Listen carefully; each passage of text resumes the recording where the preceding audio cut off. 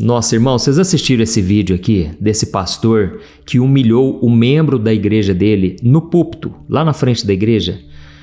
Eu confesso uma coisa aqui, fazia tempo que eu não sentia um embrulho no estômago que nem eu senti assistindo esse vídeo aqui, mas eu quero que você veja, sabe por quê?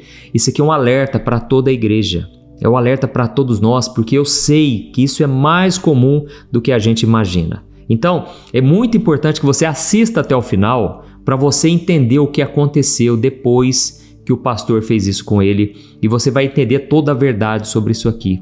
Sabe, irmãos, eu não sei se vocês se lembram, mas o apóstolo Paulo, ele falou sobre exortar as pessoas em público, e o que ele falou talvez vai chocar muitos de vocês. Então eu vou trazer esse ensinamento de Paulo no final do vídeo. Inclusive eu vou trazer um exemplo de algo que aconteceu comigo, e aquilo quase me fez sair da igreja. Eu não queria me afastar de Cristo de maneira alguma, dos caminhos de Deus de forma alguma, mas eu confesso que eu pensei em sair da igreja pelo que o pastor fazia comigo, bem no começo da minha conversão, sabe? Sabe quando você está muito empolgado, assim, você está muito animado com as coisas de Deus, e o pastor me jogou um balde de água fria. Irmãos, eu vou trazer isso que aconteceu comigo. Inclusive, eu quero contar um detalhe aqui que aconteceu também em relação à minha maneira de vestir. Eu já contei aqui no meu canal o meu testemunho, como foi que eu me converti. Eu tinha uma vida muito doida, né? Quando eu era adolescente, me envolvi com drogas, eu tinha um visual todo roqueiro, misturado com hippie, porque eu queria me tornar hippie aos 18 anos, e foi justamente aos 18 anos que Jesus entrou no caminho, entrou na minha vida, e ele mudou os planos. Eu vou até colocar uma foto aqui no vídeo para você ver como que eu era. Resumindo, irmãos, quando eu comecei a ir na igreja, eu não queria que ninguém interferisse na minha escolha, eu não queria que ninguém me forçasse a me converter, a mudar de vida, nada disso. Então, eu ia na igreja no meu estilo, sabe? Eu usava um boné assim, irmãos, que tampava quase todo o meu rosto, porque eu era muito tímido também. E eu usava camiseta do Sepultura, rock pesado, sabe? E eu ia com as pulseiras, com aqueles anéis que eu tinha no dedo, unha pintada de preto. E eu não queria mudar meu visual, porque eu queria que se acontecesse alguma mudança, que fosse de dentro para fora. Irmãos, então eu fui na igreja e a minha oração era o seguinte: Deus, se alguém vier falar do meu visual, eu não piso mais nessa igreja. Irmãos, graças a Deus, ninguém falou nada naqueles primeiros dias, e é como se Deus colocasse um tampão na boca das pessoas, porque todo mundo olhava assim muito assustado. Inclusive a gente tem dificuldade, né, de lidar com pessoas assim, que chegam na igreja, seja por orientação sexual diferente da nossa, seja porque a pessoa é muito doida, né, visualmente.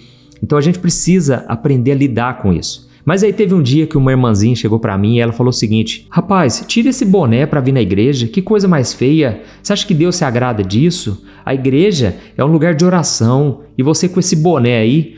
E a mulher começou a criticar o meu visual. Irmãos, eu ouvi aquilo, sabe, mas aquilo, eu confesso, me entristeceu muito, só que eu já estava há 2 meses na igreja. Então, mesmo ela falando aquilo, eu não saí da igreja, certo? Mas aí eu fui percebendo ao longo do tempo o quanto aquela mulher foi agressiva com as palavras. Às vezes a gente acha que as nossas atitudes, elas prejudicam uma pessoa, mas o vídeo de hoje que eu vou trazer aqui, você vai ver que as palavras, elas machucam mais do que você possa imaginar. Eu já vi vários casos, irmãos, de coisas graves assim na igreja.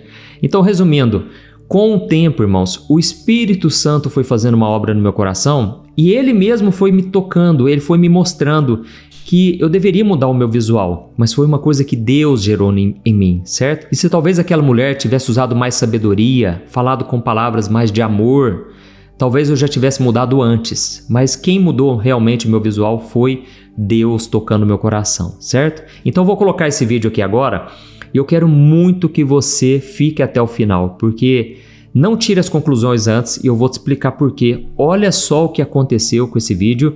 É do pastor Franklin Mendonça, do Ministério Vida da Assembleia de Deus. Prepara o coração, irmãos.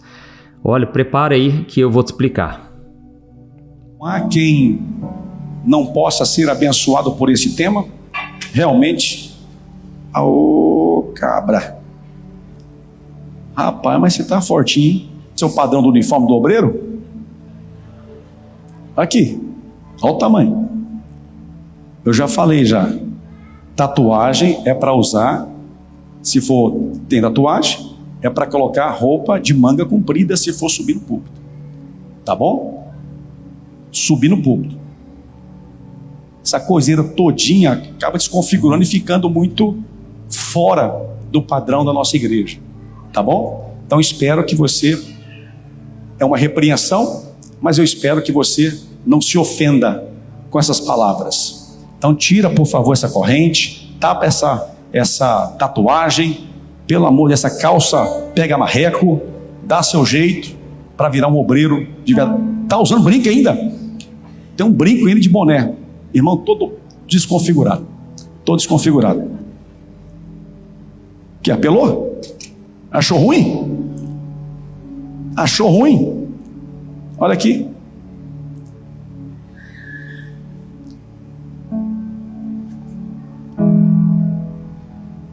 Quantas palavras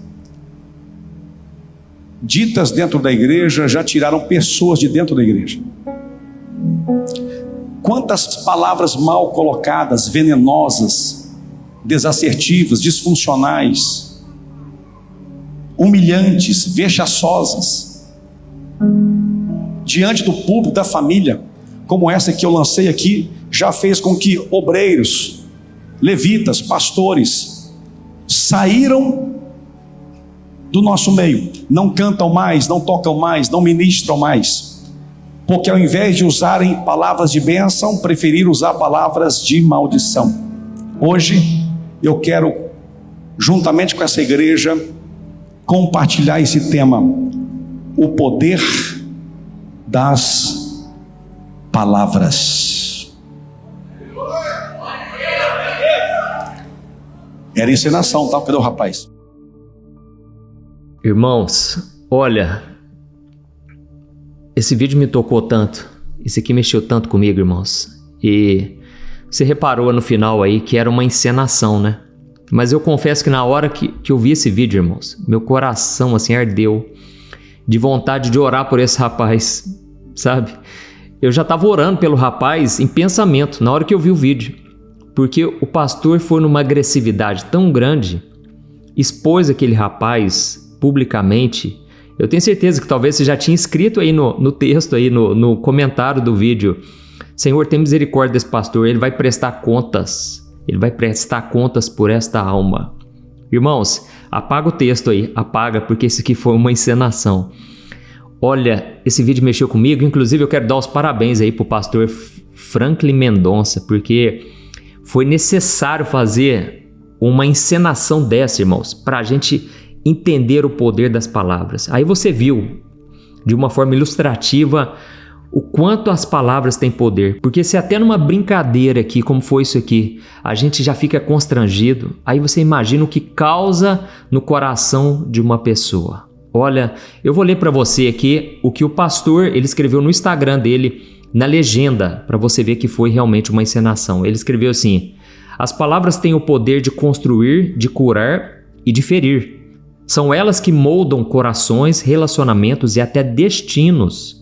Podem curar quando usadas com amor, mas também podem causar cicatrizes profundas quando usadas com desprezo e imaturidade, especialmente quando vindas de quem deveria ser exemplo de compaixão e humildade. No último mês, o nosso tema de ministrações falou sobre o poder das palavras de serem bênção ou maldição, e como nós, como filhos de Deus, devemos usar elas como instrumentos de vida. Curta e marque nos comentários quem também precisa ser impactado. A participação do obreiro foi combinada e nenhum dano foi causado. Irmãos, uma coisa eu aprendi, na verdade, eu aprendi várias lições com esse vídeo aqui. Infelizmente, a primeira lição, muitos assistem 10 segundos de um vídeo hoje em dia e já saem julgando, destilando veneno de serpente, sabe? Falando mal, detonando as pessoas sem assistir até o fim. Então tome muito cuidado, sabe? Outro detalhe, sempre procure ver o outro lado da história. A internet é muito fácil você colocar um cortezinho de um vídeo e aí você já tira logo a conclusão. Procure ouvir o outro lado, porque geralmente quando vem o outro lado comentando a parte dele, aí ninguém quer saber, porque a fofoca já se espalhou, aquele lado polêmico já viralizou. Então fica a dica para cada um de nós aqui, né? E outro detalhe, irmãos, que agora eu quero falar do que aconteceu comigo. É para te mostrar uma coisa: não deixe ninguém controlar a sua vida. Não deixe ninguém te escravizar. Jesus veio para nos libertar de todo o jugo de escravidão, certo? Inclusive o jugo de pessoas, de líderes religiosos. Porque na época de Jesus, os líderes colocavam fardo sobre as pessoas que nem eles mesmos conseguiam suportar. Então as pessoas viviam oprimidas na religião. Tome cuidado com isso. Sabe o que aconteceu comigo? Eu entreguei minha vida para Jesus e Deus começou a fazer uma obra linda e eu não perdia um culto sequer. Só que então eu decidi ir numa outra igreja, uma igrejinha pequenininha. Eu queria, quanto mais simples a igreja, quanto menorzinha, eu achava que ali eu estaria mais próximo do evangelho de Jesus, sabe? E eu comecei nessa igreja. Irmãos, logo o pastor me colocou para tocar o violão, para cantar, e eu fazia várias coisas ali durante o culto. Então eu estava, todo culto eu estava lá.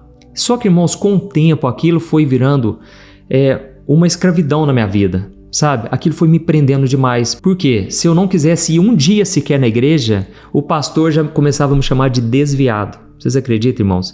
Aquilo me machucava tanto. E ele fazia brincadeirinhas de mau gosto. Ô, desviado, não veio no culto, hein? O que aconteceu? E teve uma vez, irmãos, que eu tive que falar pro pastor que eu não iria no culto porque era aniversário do meu pai. E ele falou o seguinte: não, você tem que vir no culto sim, eu tô contando com você aqui. E outra coisa, você não pode deixar de vir no culto sem falar comigo. O que é isso? Irmãos, naquele dia eu tive que falar umas verdades pro pastor. Eu falei assim: não, eu vou sim, é aniversário do meu pai, eu não vou faltar.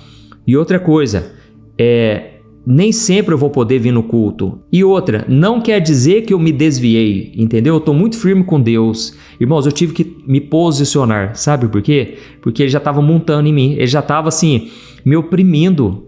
Sabe, irmãos, ele estava querendo me colocar um fardo que nem Jesus colocou.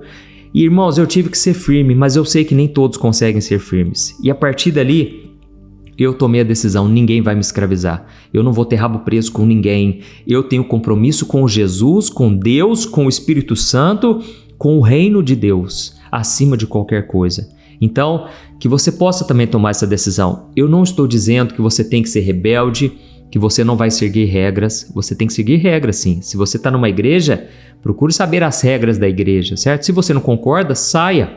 Mas você tem que ser submisso, sim, desde que aquilo não se torne uma escravidão, desde que aquilo não te oprima, desde que você não saia da liberdade que Jesus já conquistou para você. Amém? Então, irmãos, o apóstolo Paulo falou o seguinte: olha o que ele disse em Gálatas 1, o versículo 10. Ele disse assim, ó: acaso eu estou tentando conquistar a aprovação das pessoas? Ou será que eu procuro a aprovação de Deus? Se o meu objetivo fosse agradar as pessoas, eu não seria servo de Cristo. E aí fica um conselho para você, porque eu sei que muitos já deixaram de ser servos de Cristo e são servos do pastor, estão agora envolvidos na obra, o que é muito bom. Isso agrada o coração de Deus, mas você deixou de procurar agradar a Jesus para agradar pessoas. Então, tome cuidado com isso, tá certo? Como eu disse para vocês, existem regras sim, mas a Bíblia ensina o seguinte: tudo deve ser feito com amor, de livre e espontânea vontade, você não é obrigado a nada. Então, inclusive, a repreensão, ela tem que ser feita no privado. O elogio você faz em público, a repreensão você faz no privado. Chame a pessoa, ou então, se alguém for falar com você, que seja no privado, entendeu? Para não trazer humilhação, para não trazer essas feridas emocionais, certo? E tem um detalhe que eu queria falar com você agora, que o apóstolo Paulo já tinha falado sobre exortar em público.